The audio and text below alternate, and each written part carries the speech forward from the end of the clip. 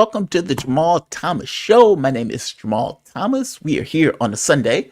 I'm testing out the equipment at my new place. As you can see, the background is different than what it was in the previous location. I am missing the previous location deeply, excessively so at this point. But what's coming up probably next month in March, I will have somewhere that is stable, where I would have a studio space set up. That would be standard going forward. I'm probably going to move to Richmond at this point while I continue to look for radio jobs. My show is not going to change. I'm still going to continue my show, whatever other position that I get in this field. But as news came up, I want to do the news. When real men can't sleep, real men do the news. It dawned on me that the Super Bowl is happening today, and so I imagine that people are going to be watching that. You may have some politicos who may not want to watch the Super Bowl. They may be looking for something else, and hopefully those people come here. I have followed the issue of Ukraine with a certain sadness, with a certain astonishment. I have to be honest, I'm somewhat shocked that life can be thrown away like this so frivolously in what is a modern war. But a large part of this modern war has been fought for propaganda, even at the expense of life. The propaganda, at the very least, coming out of Ukraine mattered more. Now, part of that had to do with the way the war was fought. The war was effectively fought with countries of the West dumping any and every military equipment into Ukraine, not to mention the money that they were dumping into Ukraine, which creates this situation where in order to keep that money going, in order to keep the resources flowing, you have to show that something is being accomplished, which means that even if you do something that is ultimately bad for you militarily, it may be good for you in a propaganda sense in order to continue with the weapons and the money, even though you are fundamentally losing the war. I will go further and say you have lost the war. All right. Seeing as you have lost the war, you run into an obvious problem: manpower. We are losing so many people. How do we keep the war going with the number of people that we've been losing? And this has been taking place over the course of the last several years. So now you're in a critical moment where you are losing territory faster. You're losing human beings faster. Your ability to withhold or withstand the Russian advance has been undercut, subverted, fundamentally destroyed. And you need to replace your manpower in some particular way or some particular fashion. The mercenaries that you're getting abroad, it's not enough. And so the U.S. has started to put pressure on Ukraine, saying you need to motivate your kids to get into the battle. You need to conscript children or teenagers, let's be specific, meaning from 18 to 24, something that Ukraine up to this point has resisted. The U.S. has been putting pressure on Ukraine, on Zelensky. Get your kids in the war. Do it now. And so they've come up, Zelensky, with a special contract. And this special contract is his plan to get kids into the war. Now, I call this gruesome, cynical, because it's what it is. For all intents and purposes, you are putting people into a losing war. So not only have you been getting crushed on the battlefield, instead of coming to some kind of terms in order to end what is mass slaughter on a scale of hundreds of thousands of human beings, you've decided, let's put our kids in. Now, put aside the desertions, meaning the people who say, I don't want to be the last person to die in a losing war. Put aside the people who have been killed in this war. You now want to bring in your kids. You now want to bring in your kids. This is Zelensky talking about the new plan that he's coming up with.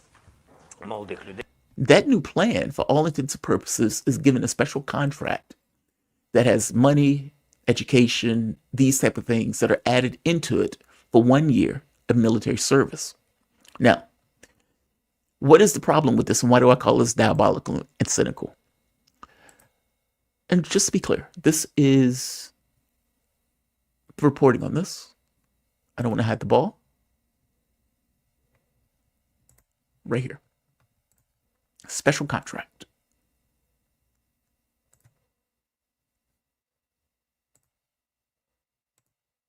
military to introduce special contract to motivate younger volunteer fighters, Zelensky says. The remarks follow reports that U.S. lawmakers and NATO are urging Ukraine to lower its draft age from 25 to 18, addressing manpower shortages. Currently, Ukrainian men aged 25 to 60 are subject to conscription. Quote, combat brigades, experienced ones together with Defense Ministry, have been working on contract options for younger people aged 18 to 24, Zelensky said. This is for those who want to join up. It is not a mobilization. Such contracts will have many benefits, including a very high monetary provision, according to the president. He also details that such contracts will be made public in the coming days. Now, this is supposed to take place this week, in which case they are going to introduce this new contract.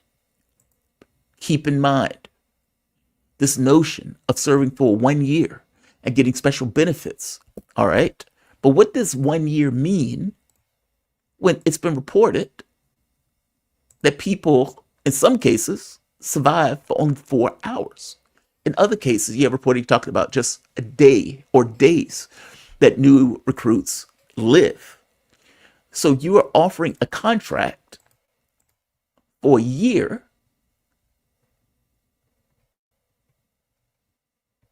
right here. Frontline Ukrainian soldiers' life expectancy just 4 hours, U.S. Marine claims. It's not just that clip, it's also this one. Same thing. According to U.S. military, the average survival of a soldier fighting in eastern Ukraine is just 4 hours. They're getting this from the Telegraph right here. The average lifespan of a soldier on the front line in eastern Ukraine is just 4 hours. A retired U.S. Marine who is fighting alongside Ukrainian forces in Donbass region told ABC News, quote, it is very bad on the ground. Many victims' life expectancy is about 4 hours on the front line, according to American fighter Troy Offenbecker, the Telegraph reports. Now, this was taking place during Bakhmut. The situation for Ukraine has not gotten better. It has gotten worse. So they are effectively saying, hey, we have this new plan because we don't want to do a mobilization because that's frowned upon. So what we want to do is offer enticements. And enticements that we are going to put out is that you serve for 1 year, and after that 1 year of conscription, you get all of these benefits and bonuses.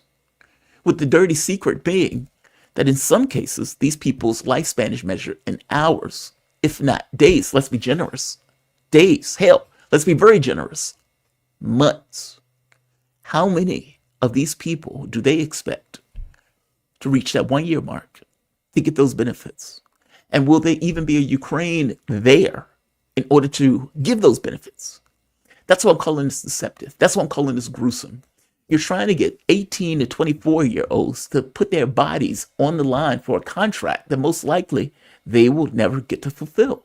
And they know that they won't necessarily get to fulfill. So you promise any and everything that you have to try to convince children to suit up and die. That is disgusting. That is disgusting. Look, I've given you my take on Zelensky. I think he's a dirtbag. And doubly so for the number of people that he's effectively gotten killed.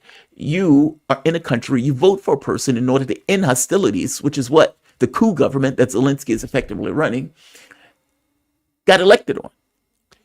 And then you become a maximalist on this issue of war, even to the point where Western media is calling you messianic and calling you delusional, and even to the point where Donald Trump is saying, we need new elections. Basically, we need to get rid of this guy. We don't like this guy. This guy is inhibiting any notion of stopping this conflict, even to the point of putting in children. And yeah, I call them children. I'm 47 years old.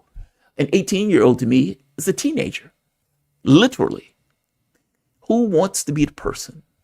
Who wants to be the last guy to die in a losing war? And do you really want that to be an 18-year-old with his entire life in front of him? They know that by putting this through, that the majority of people are not going to live to reap the benefits of that contract. They know that in putting this through, that most likely they will not have to fulfill the obligations of this contract. And yet, they're putting it through nonetheless, just to keep it going. This is disgusting. Zelensky is a degenerate for even proposing this. And I understand that they want, we need to replenish our manpower in some way. The reality of it is that instead of doing this, you should be trying to figure out how to end the war, especially considering you have a president of the United States that is at the very least is vocally giving accolades to this notion of ending the war, even to the point of having conversations apparently planned with Putin coming up. I understand that from the U.S. point of view, they don't necessarily want the Ukrainian military to collapse because Donald Trump wants some pieces on the board for any kind of negotiation that Donald Trump is going to do. But dragging your kids in, that is another level of depraved. I'm going to say like, I'm going to say share, and I am going to say subscribe. I didn't mean to keep this one long. It is just mind-blowing that they're willing to go this far. And again, we are talking about people losing their lives. Think of any random 18-year-old that you know, any random 18-year-old. And think of that 18-year-old suiting up, choosing a contract that the adults in the room know most likely won't be fulfilled. And yet they're going to shake their hand, they're going to give them a gun, a potato, and they're going to send them out, knowing full well that those people most likely are going to die. This is what Zelensky is doing. Like, share, subscribe. Thanks all.